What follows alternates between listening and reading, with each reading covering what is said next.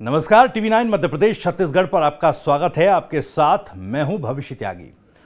मध्य प्रदेश में होने वाले विधानसभा चुनावों से पहले बीजेपी के भीतर खींचतान तेज होती दिख रही है, लेकिन केंद्रीय नेतृत्व की पूरी कोशिश है कि इस खींचतान को सतह पर आने से पहले ही शांत करा लिया जाए।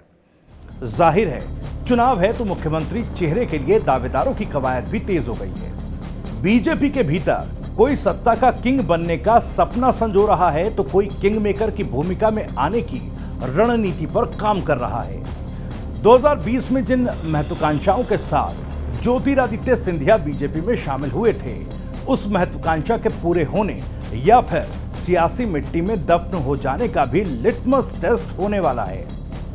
हालांकि बीजेपी ने अभी तक ये तय नहीं किया कि आने वाले विधानसभा चुनावों के लिए सीएम का चेहरा कौन होगा, लेकिन प्रधानमंत्री नरेंद्र मोदी और केंद्रीय गृह मंत्री अमित शाह के हालिया दौरों के बाद पार्टी ने राज्य में दो बड़े फैसले लिए। पहला, केंद्रीय मंत्रियों भूपेंद्र यादव और अश्विनी वैष्णव को प्रदेश प्रभारी बनाया गया। इसके अलावा बीते शनिवार को केंद्रीय कृषि मंत्री नरेंद्र सिंह तोमर को चुनाव प्रबंधन समिति का संयोजक नियुक्त करने का ऐलान कर दिया गया। इन दो बड़े फैसलों के बाद इस बात के संकेत साफ हैं कि मध्य प्रदेश में बीजेपी की केंद्रीय टीम एक्टिव हो गई है। खैर, नरेंद्र तोमर की नियुक्ति के बाद से केंद्रीय मंत्री ज्योतिरादित्य सिंधिया को लेकर कयासों का दौर एक बार फिर से शुरू हो चुका है। बीते मंगलवार को अमित शाह की भोपाल में पार्टी नेताओं के साथ बैठक के बाद ही लगने लगा था कि पार्टी चुनाव के लिए जल्द ही अपनी टीम का गठन करेगी, लेकिन ताज्जुब इस बात का है कि इन बैठकों के बाद सबसे ज्यादा व्यस्त केंद्रीय मंत्री ज्योतिरादित्य सिंधिया ही दिख रहे थे। मीटिंग से ठीक पहले सिंधिया ने राज्यपाल मंगूभाई पटेल से मुलाकात की थी। मीटिंग के बाद अमित शाह उन्हें अपने साथ दिल्ली लेकर गए थे। अगले ही दिन सिंधिया फिर लौटकर भोपाल आए और अपने लोकसभा क्षेत्र शिवपुरी में व्यस्त हो गए। सिंधिया के अचानक एक्टिव होने से अंदाजा लगाया जा रहा था कि उनको कोई बड़ी जिम्मेदारी दी जा सकती है, लेकिन चुनाव प्रबंधन समिति का संयोजक नरेंद्र सिंह तोमर को बना दिया गया। तोमर की नियुक्ति को सिंधिया के लिए एक झटका भी माना जा रहा है। इसके दो कारण हैं। पहला ये कि नरेंद्र तोमर को सिंधिया का राजनीतिक प्रतिद्वंदी माना जाता है।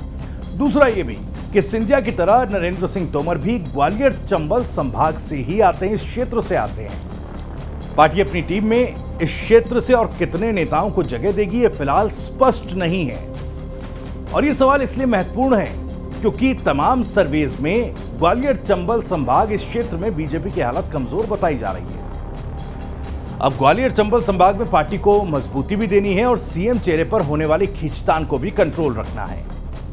आपको याद होगा, बीते कुछ समय से पूर्व मुख्यमंत्री उमा भारती भी ज्योतिरादित्य सिंधिया की तारीफ करती नजर आई हैं और उनके सीएम बनने के सवाल को उमा भारती ने पूरी तरह कभी खारिज नहीं किया। कर रहे हैं सिंधिया जी क्या चेहरा हो सकते हैं? अरे आपका चेहरा बहुत उसका तो मुझे बहुत ही अच्छा लगता है, लेकिन चुनाव की बात तुमको बीडी शर्मा से पूछनी। मुझे सिंधिया का भी अच्छा लगता है, तुम्हारा भी अच्छा लगता है। तुमको तो तुम्हें ही नेता बनवा दूं। इसी को लेकर आपने दिग्विजय सिंह की सरकार को उखाड़ फेंका था, क्या उद्देश्य आपका पूरा हुआ है? वो उद्देश्य क्या है कि वो एक अनंत काल तक चलने वाला उद्देश्य है, संपूर्ण विकास, समग्र विकास।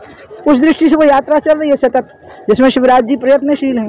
वो पंचायत अभियान जो है वो अभी चल रहा है सतत, लेकिन मेरी मूल इच्छा है कि क्षिप्रा का जल महादेव को मिले और क्षिप्रा का साफ सुथरा जल महादेव को मिले। एक आखिरी सवाल तक सूत्र बताते हैं कि इस बार बीजेपी का केंद्रीय नेतृत्व मध्य प्रदेश में लगभग 20 सालों की एंटी इनकम्बेंसी को देखते हुए शिवराज सिंह चौहान के चेहरे को पूरी तरह से फ्रंट में नहीं रखना चाहता। लेकिन ऐसी परिस्थिति में सीएम फेस के सवाल पर जो वैक्यूम प्रदेश में क्रिएट होगा और उस वैक्यूम को भरने के लिए जो कवायद चलेगी उसे भी कंट्रोल में रखना है। सिंधिया के लिए सबसे बड़ी समस्या यह है कि अहम मौकों पर पार्टी के पुराने नेता उनके खिलाफ अक्सर गोलबंद हो जाते हैं और इसका उदाहरण स्थानीय निकाय चुनाव में देखने को मिला था। अब ऐसे में बीजेपी का केंद्रीय नेतृत्व की पूरी कोशिश यह है कि मध्य प्रदेश की सियासत के सारे मोहरे उनके हिसाब से काम करें, जिसके लिए मध्य प्रदेश में टीम मोदी का होना बेहद जरूरी था। अब टीम मोदी मध्य प्रदेश में एक्टिव तो हो गई है, लेकिन बड़ा सवाल यह कि टीम मोदी मध्य प्रदेश में कितनी मजबूत हो पाएगी और सिंधिया को क्या इस टीम में स्पेस मिलेगा, यह भी अपने आप में एक बड़ा सवाल।